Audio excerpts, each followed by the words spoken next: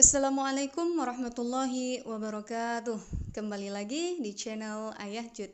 Hari ini kita akan membahas tentang berita terkait tentang nilai ambang batas SKD CPNS 2024 yang sudah dirilis. Oke teman-teman, sebelum kita lihat informasi atau beritanya, jangan lupa subscribe, like, dan aktifkan tombol loncengnya untuk bisa mendapatkan notifikasi dari channel ini. Oke teman-teman, langsung saja kita akan lihat beritanya. Berita ini dikutip dari kompas.com. Nilai ambang batas atau passing grade seleksi kompetensi dasar calon pegawai negeri sipil SKD CPNS tahun 2024 sudah dirilis secara resmi. Tes SKD CPNS tersebut diikuti oleh pelamar yang dinyatakan lolos seleksi administrasi oleh instansi yang membuka lowongan CPNS. Passing grade atau nilai ambang batas adalah nilai minimal yang wajib dipenuhi oleh setiap peserta seleksi CPNS 2024.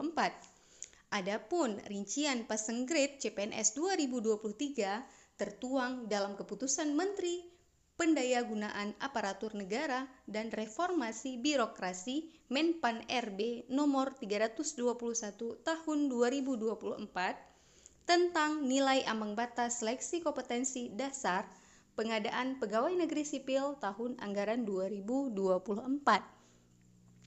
Nah, seperti apa nilai passing grade tahun ini? Mari kita lihat bersama. Yang pertama, nilai ambang batas atau passing grade tes wawasan kebangsaan atau TWK itu adalah 65. Kemudian yang kedua, nilai ambang batas atau passing grade tes intelijensi umum atau TIU 80.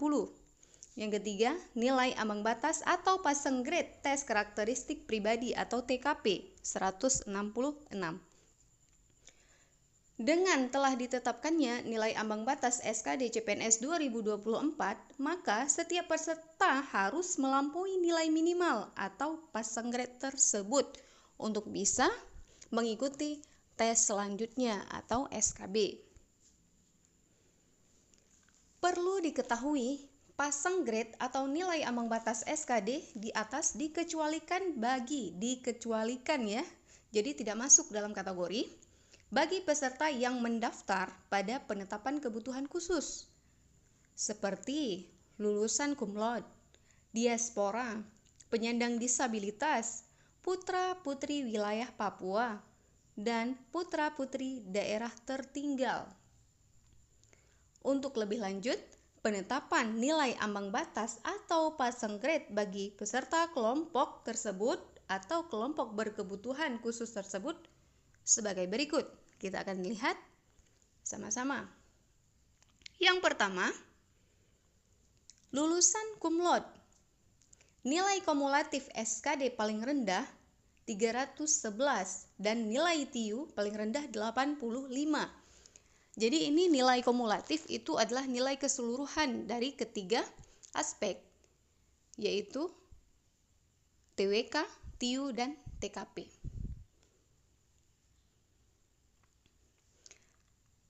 Jadi yang kedua, diaspora. Nilai kumulatif SKD paling rendah 311 dan nilai TIU paling rendah 85. Jadi diaspora dengan lulusan cum laude itu memiliki nilai kumulatif yang sama, yaitu paling rendah 311 dan harus memenuhi syarat dengan catatan TIU-nya itu harus 85. Namun jika nilainya itu di atas 311 dengan nilai TIU-nya itu di bawah 85, itu sama aja dengan tidak memenuhi syarat atau tidak lulus.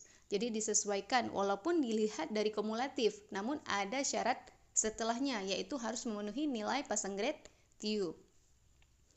Kemudian yang ketiga, itu penyandang disabilitas. Jadi nilai kumulatif atau nilai keseluruhan SKD paling rendah 286 dan nilai TIU paling rendah 60. Jadi penyandang disabilitas ini nilainya ini tidak terlalu besar untuk dipatok nilai TIU, yaitu hanya 60. Dan nilai kumulatif, nilai keseluruhan dari ketiga aspek yang diuji itu 286. Kemudian yang keempat, putra-putri wilayah Papua.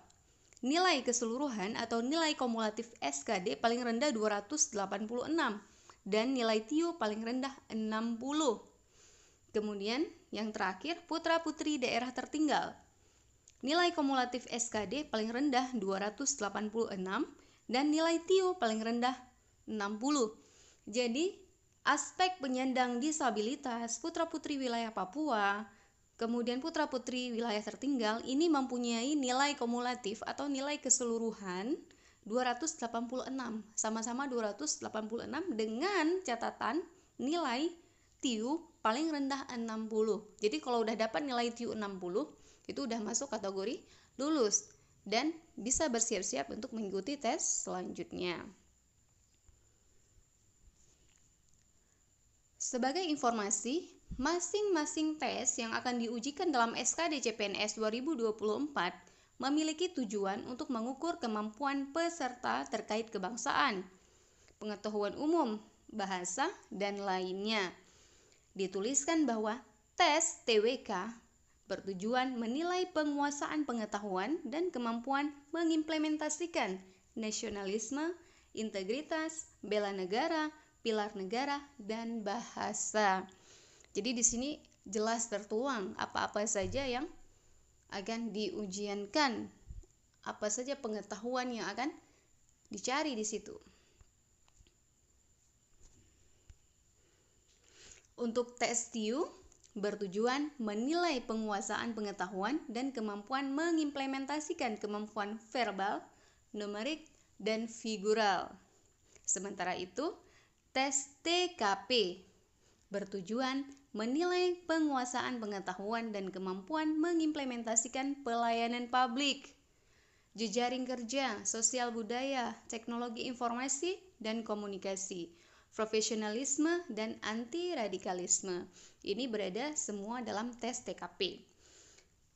Demikian rangkuman mengenai nilai ambang batas atau passing grade CPNS 2024 untuk setiap tes SKD yang akan diujikan ke peserta yang sudah lolos administrasi. Jadi, kita akan tunggu dirilisnya tanggal penerimaan SKD CPNS, penerimaan atau pendaftaran CPNS 2024. Jadi kita tinggal menunggu dan dikabarkan akan dibuka pada akhir Agustus. Oke teman-teman, thank you, terima kasih telah menonton. Semoga berita ini bermanfaat dan bisa membantu. Apabila ada kesalahan dalam penyampaian, itu kesalahan dari saya, dan apabila ada yang bisa diambil, silahkan diambil manfaatnya. Jangan lupa like dan subscribe. Saya akhiri, wabillahi taufiq wal hidayah. Wassalamualaikum warahmatullahi wabarakatuh.